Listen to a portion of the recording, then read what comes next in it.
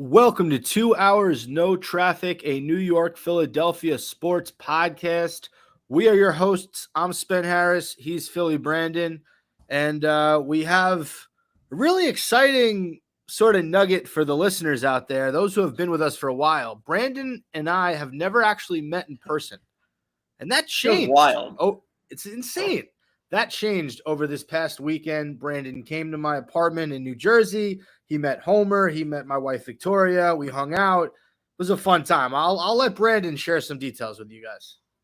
Yeah, so, I happen to be up in Long Island anyway. Me not being from New Jersey or New York did not quite understand just how not close those two things really were. Like, in my mind, I was, like, in the neighborhood. I'll pop in and see you. And then Spence informed me it was about a 3-hour trek in between the two. So Saturday late evening, popped down to Englewood, check out Spence, Homer, and Victoria. Pretty much got there, beer, food, right into the city to check out the extraordinarily talented Nick Shannon, and I mostly blame myself. Some really great cutting-edge dark humor in that one for sure. That was a great plug. Yeah, my brother Nick, who I do Fireside Nets with, he hosts it's a comedy sketch play, I guess. 5 to 7 different sort of, like Brandon said, dark, humorous sketches. Some of them are very funny. He's been doing it once a month at the Players Theater in Manhattan. We saw the show on Saturday. Brandon had a blast. My parents were there. I had cousins there. I had family friends there. It was a whole – Brandon basically came to a Spen Harris family affair. It was kind of bizarre, but it was fun. We had a good time. I would like to talk about getting into the city, and I don't want to go too specific, but I think that I pulled off a veteran move on our way there. So we had dinner at this place in Edgewater. I'm not going to say the place because it wasn't a great meal. I'm going to be honest with you. I thought that they under delivered. It was my second time there. First of all, the pizza made me sick. Let's start there. Yeah. So we're on our way out to the city. Meat House in Manhattan. We should send them like some flowers or a candle or something. Yeah, I'm getting to that. So stomach started to hurt. We're about 10 minutes from the theater driving wise. I see a Quality Meats. I think there's only one Quality Meats. Quality Meats. I think it's Quality Meats, and there's another restaurant called Quality Eats, if I'm not mistaken. I could be totally wrong on that, but the one I went into is Quality Meats. I love it. So it's Saturday night. It's a crowded restaurant. No one's going to stop you if you come in. No one's going to care if you run to their bathroom and absolutely destroy it for 15 minutes. So that's what happened. And then I watched my brother perform, and I really didn't want to drink after that. So my night was kind of shot, but we had a good time. And then what did we do Sunday, Brandon? Sunday was wake up, hot bagel. That's actually, we both got a hot bagel. That's actually the name of the establishment. So I got a true North Jersey bagel. Kinder Kamak Hot Bagels in River Edge, New Jersey. Shout them out. Kinder Kamak Hot Bagels, River Edge, New Jersey. That's where I'm from. Yeah, so a couple fire bagels in the morning. Let that digest in the solid hour. Watch a little minor league football, I'll call it. The USFL was on. And then we took to the local courts to try and find somebody willing to take on the 2 hours no traffic gang. Smart on their part. Nobody stepped up, so we just had a quick one-on-one. Couple guys, couple white dudes out there balling. Got gassed after about 17 points, give or take. Very similar games. A lot of trying to spot up shoot in a one-on-one. Yeah, I think I hit a lot of layups in those two games because my jump shot, I was hitting my 2. I wasn't hitting the mid-range. So my whole game was layups and 2s. I essentially did that until you cried mercy twice. Yeah, it was pretty much until I was like hands on my knees, like, all right, man, just go. I remember even the second game, I was down 6. I was like, I'm just going to shoot my way back in this. There's no way I'm going to try and like hustle and scrap my way into it. Just started bombing from 3 and praying for the best. The problem with that day was it was so freaking humid outside. So I wasn't trying to think because I was so exhausted. I was just going solely based on muscle memory in 2 games. Like I was literally, I couldn't fathom I was doing, my legs were just like, yo, do this, do that, jump this way, take him to the rack. I'm a little bit bigger than you, just from a girth standpoint. Yeah, we were set up to fail. That was not a friendly day for outdoor activity. Yeah, At all. and then we ended the trip with another beer and watching some more minor league football. So hell of a It's time. really Glad you a shame that for came. two guys that watch as much pro sports as you and I do, that the Yeah. 48 hours probably the 36 hours we were together, there was not one game worth watching on. We watched a little hockey the night before. I think we watched the Bruins lose that Friday. No, I'm sorry. Maybe that Saturday was the Bruins game.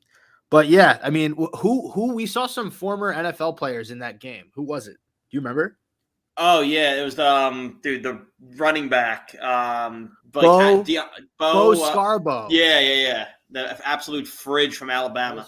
Scarborough. Yeah, he was in the game. There was another guy I don't remember, but anyway, great trip. Glad you came. Had a blast.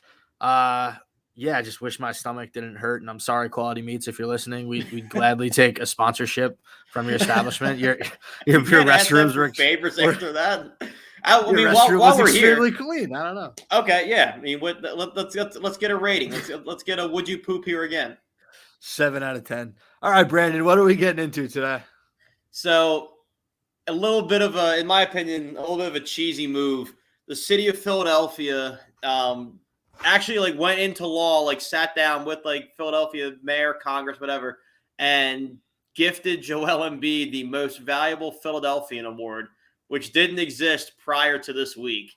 Now, Embiid did not ask for this. I need to make that extraordinarily clear. I think it's a little soft and really, really cheesy.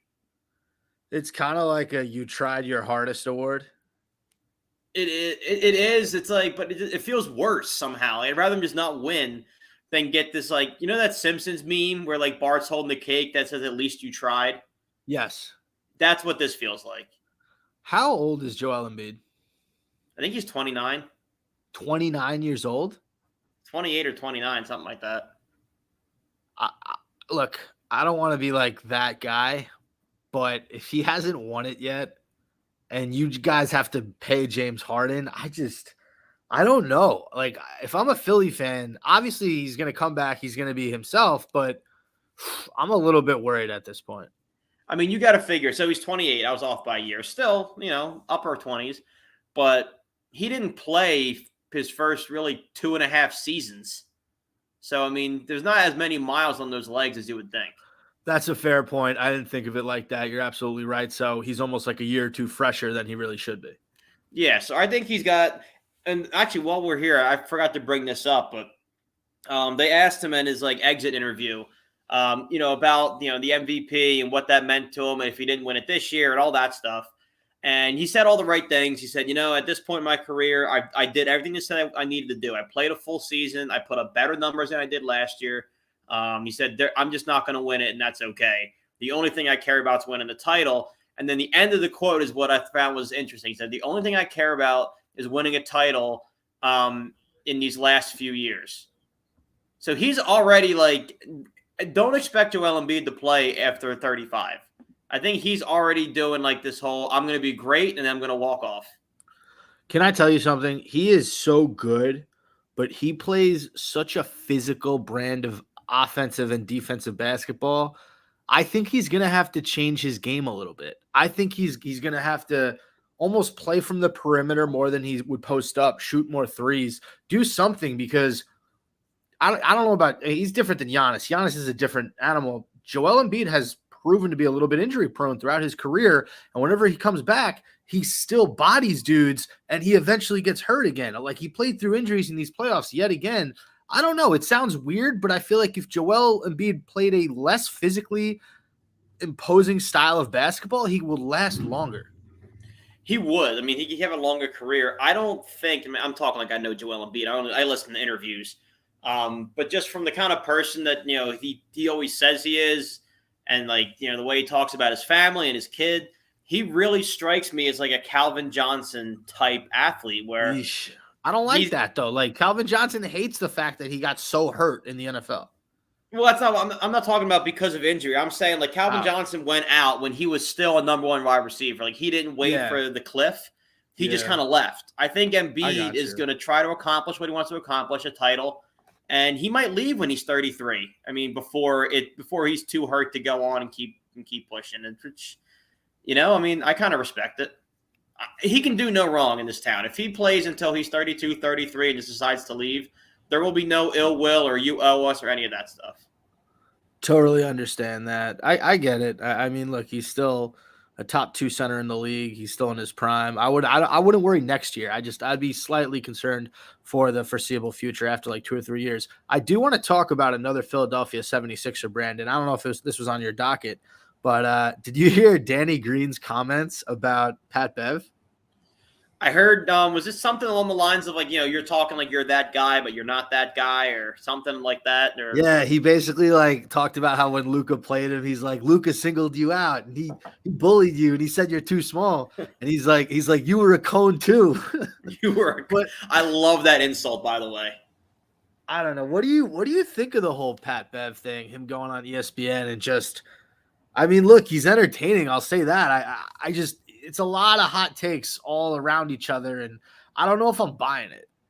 He's a fun watch, but I mean, I think everybody forgot what watching Pat Beverly is like.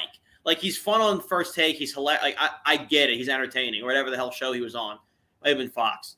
But when on the court, he's a guy who's going to be on 7, 8 teams in his career. Like, he's a piece. He's an extra guy. He's nice to have.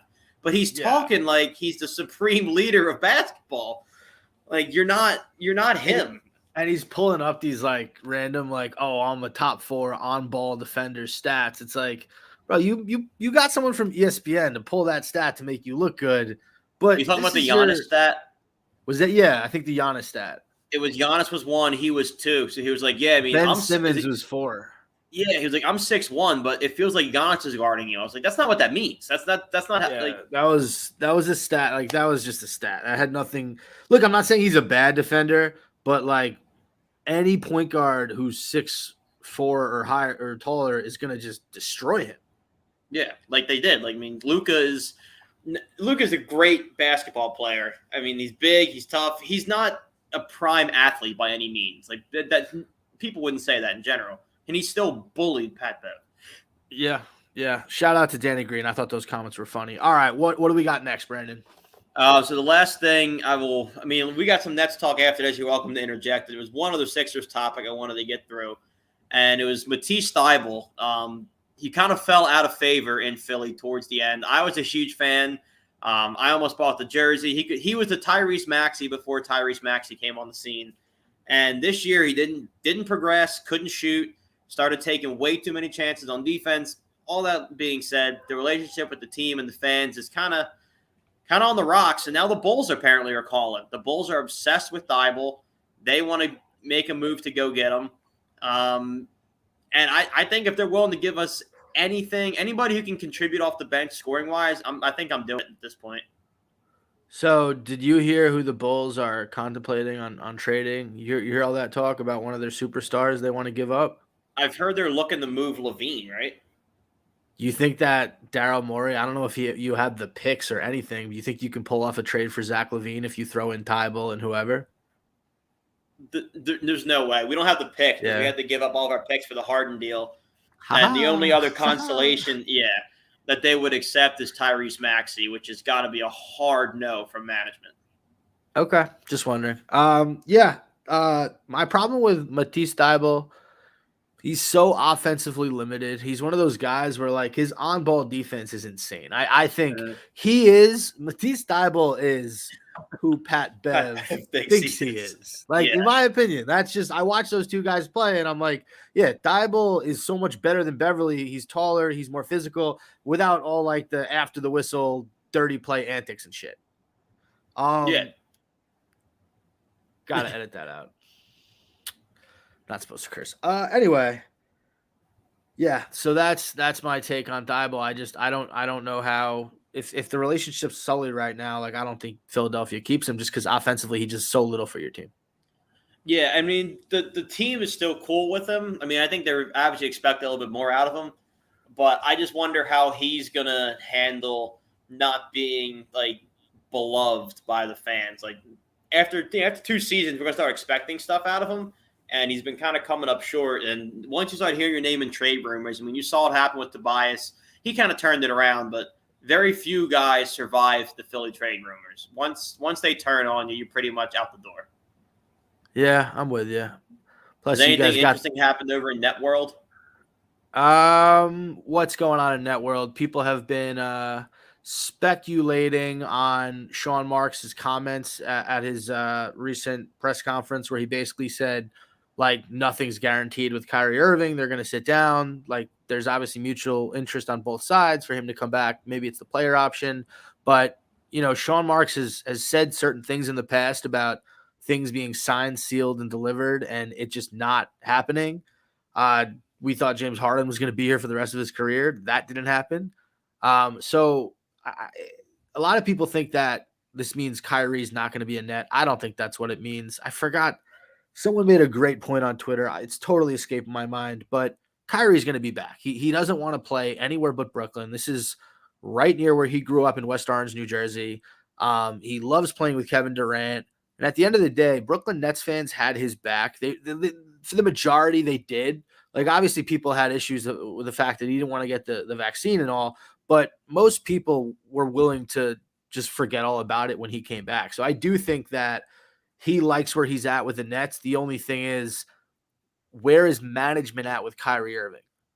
Is Sean Marks and Joe Tsai fed up with everything that's transpired over the last few years? That's what I don't know. And honestly, at this point, you're so dug in. You've had Kyrie on your team for what, 3 seasons now? That's 3 years that you could have been competing, but he was out because of this. He was out because of that. He gets hurt in the Milwaukee series. A lot of people think Kyrie's injury prone. Like, there are a lot of negatives to him, but the positives are he is a top 5 scorer in the league when he is healthy and when he is right. And there's nothing, even if you give him up or if you lose him, there's nothing you can do to replace him, because I think the Nets have cap issues anyway. Yeah, I mean, and I don't even know who you go get. Like we just mentioned that, the Bulls are looking to move Zach LaVine. For one, he's not half the scorer Kyrie is, in my opinion, as great as he is. And he's not exactly a model for consistency either. I mean, he's obviously dealt with his injury issues in the past. There was a quote that I think is different than the one that you were talking about, but they asked Sean Marks about what they were going to build the team around going forward. And the word that kept coming up was availability. He was he expects consistency and availability. And obviously, the next logical question was, does that include Kyrie? And he said that includes everybody on this roster. We need guys who are here. We need guys who are consistent, which is really just a shot across the bow of Kyrie Irving, in my opinion. Right. Yeah. I mean, it's not referencing anyone else, I don't think. No. Unless he's referencing Harden. I don't know. But I don't think so. He was at least around. I don't know. I mean, I think you guys have to stick with Kyrie. I don't see a way out. Yeah. I think when you built that, I think that Marks just doesn't want to say something that's going to bite him like it did with the Harden quote. I think he wants to bring back Kyrie. I just don't think he wants to show all his hands right now, which is fair. I think he's making a strong enough point, though, where if you are Kyrie, it's all right. I mean, we want to have you here, but you're not guaranteed a Brooklyn Net uniform for life. You got to at least show up next season. If he pulls this shit again next season, they might actually have to do something. Oh, come on. And it's not just the Nets. Nike is unsure of their relationship with him moving forward. You can't just say, it's the Nets taking a stance. Is one of his biggest sponsorships of his, he must make a lot of money with his Nike shoes. They're questioning their relationship. So it's weird. But I think, if he has a great season, all this stuff goes away. That's the truth. And if for any unforeseen reason, if he gets hurt, I don't think it matters. If he takes another leave of absence for one of his passion projects, I think that might be the one that does him in. Yeah, but I agree. I get it. On a brighter note, football is back of sorts. Not on the field, but free agency is in full swing. And Howie absolutely went bananas this free agency. I swear he reads Twitter. He saw the people were hating on him, and he just decided to go out and open up the checkbook and bring in probably the most talented Eagles defense, I would say, since the early 2000s when Brian Dawkins, Jeremiah Trotter, Lito Shepard, Sheldon Brown, and company were on the team. I mean, this defense is young and it's insanely talented. Yeah, I'm upset about James Bradbury. I really liked him. He was really productive with the Giants. You guys got him on what, a year deal? It's a 1 year, $10 million deal, which is funny because you're paying him $11 million this year.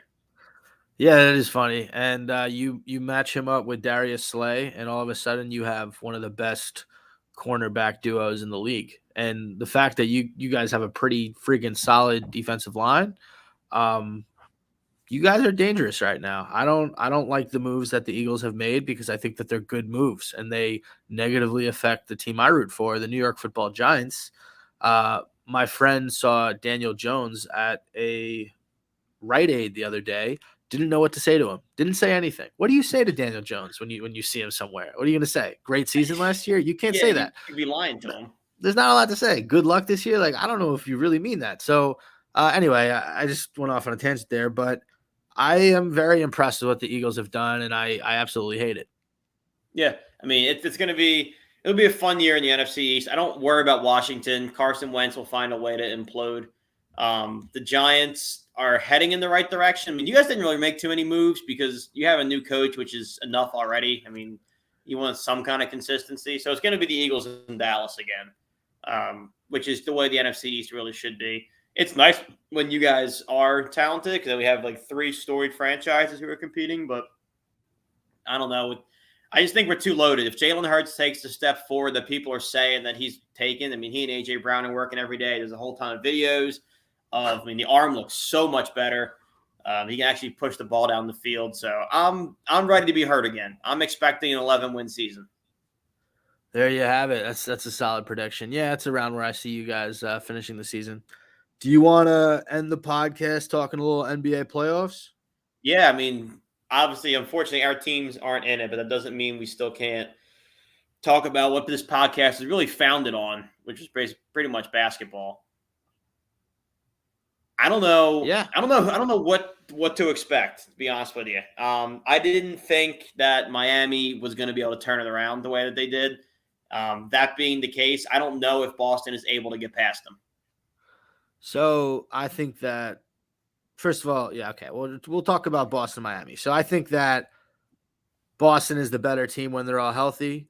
I think that the fact that Miami has home court advantage is such a killer in the series because they're a different team when they're home. You saw that in the series with the Hawks. You saw that last series against you guys. But I don't know. I have the Celtics in 6, to be honest with you. I think that I think that they're gonna probably win both at home. I think they take one on the road, and either they win tonight or they win that last game. But yeah, I like the Celtics more than I like the Heat. I think they're a more balanced team scoring wise than I think the Heat are. I think the Heat need Jimmy Butler, Tyler Hero, and Bam Adebayo to all play really well. And if one or two of those guys don't play well, I think they can fall apart. See, I thought that was the case coming into the playoffs, but they've actually gotten some really good contributions out of guys I wouldn't expect. I mean, Max Strus came out of absolutely left field and torched Philadelphia. They've done all this without playing Duncan Robinson, who can still shoot the lights out of a building. He's a liability on defense, which is kind of an issue in the playoffs. But, if you need quick buckets, he's an option. And, I mean, you can't ignore the fact that Jimmy Butler in the playoffs just turns into Michael Jordan. Yeah, I mean, this is me stupidly doubting Jimmy Butler and sort of having the confidence to pick Jason Tatum. That's all this is. I'm picking Tatum because I think he's the better of the two, but in the playoffs, that has not been the case. Jimmy Butler has been the better player throughout their playoff career. Specifically after Jimmy Butler got to Miami too. So, yeah, I don't know. I'm picking the Celtics though, just because I think the second best player on the Celtics, Jaylen Brown, Marcus Smart. I like that trio of guys better than the first trio on Miami. So we'll see. The Heat are up right now. Miami in 7. I think 15-8 right now. It's 18-13. I'm a little bit ahead of you. Oh, okay. Yeah, but I think Miami wins it in 7. We're due for a good game 7. Yeah. And then the other series, we got Golden State up 1-0 against the Mavs. I like Golden State in 5. I don't think that. Yeah. I don't think the Mavs can compete. Yeah, I Me think a either. lot of people I heard before this series were picking the Mavs because they were coming off No. that win against the Suns. Not enough people are like talking about how the Suns crumbled up 3-2. Like, yeah, Luka was great. And the Mavs got like they won those two games. They beat them by 100 in game 7. But the Suns had no intensity in that game 7. No. They brought nothing to the table. Game 6 they were embarrassed. Chris Paul looked like duty the last two games. So I look at the Warriors and I say, all right, the Mavs have to play really good basketball against them to beat them, and the Warriors have to choke a little bit. And I don't see that happening. No shot. No shot. I completely agree. I think it's a gentleman's sweep. I love what the Mavs have done. I mean, Jalen Brunson turning into a top I don't know, top 10 point guard probably. Has been exciting. Luka Doncic he could be an MVP candidate every year. That's going to be his life until he's 30. But they just don't have enough. And when you get beyond those two guys, they have pieces that are nice. Like Dinwiddie can pop off for 30 like he did in Game 7. But the fact that he can do that and he doesn't do that all the time, like he's one of those guys. I look at Dinwiddie and I think he can be so much better than he is. Yeah, well, he needs to be in the perfect situation. Like you and I were talking about it over the weekend. Outside of those Nets teams before you got really good, when it was just him and D'Lo, where he could be the guy, that's when he kind of thrived. I mean, asking him to play off the ball on the two is not really his game necessarily, but that's where he's going to have to play everywhere he goes. I mean, Luka's going to run the point. When he's not running the point, Jalen Brunson's going to run the point. It's not going to be Dinwiddie. And I mean, for what it's worth, Dallas is playing without Tim Hardaway Jr., who's good for about 20 a night.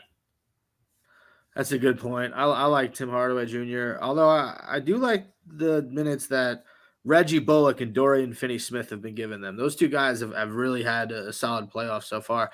I got some breaking news before we finish this show. Right. J. Cole, the rapper J. Cole, Yep. is playing in a Canadian elite basketball league, and I'm watching some highlights of him. He's pretty good. He's got some nice handle. He can shoot the tray. There's a fast break 3 right there. That's the only highlight that they're showing, so nothing else. But yeah, good for J. Cole getting on an elite Canadian basketball team. That's awesome. Well, you've seen him on the Celebrity All-Star games, right? I mean, he's always clearly the best guy on the floor. Yeah, he's pretty nice. Quavo's pretty nice too, though. That's true. He could hang. But before we close the pod out, I just want to tease next week's episode, which we don't do very often. We actually have an exciting episode next week. For those of you coming to us from the Philly market or just a fan of Philly sports, you will be very familiar with our next guest.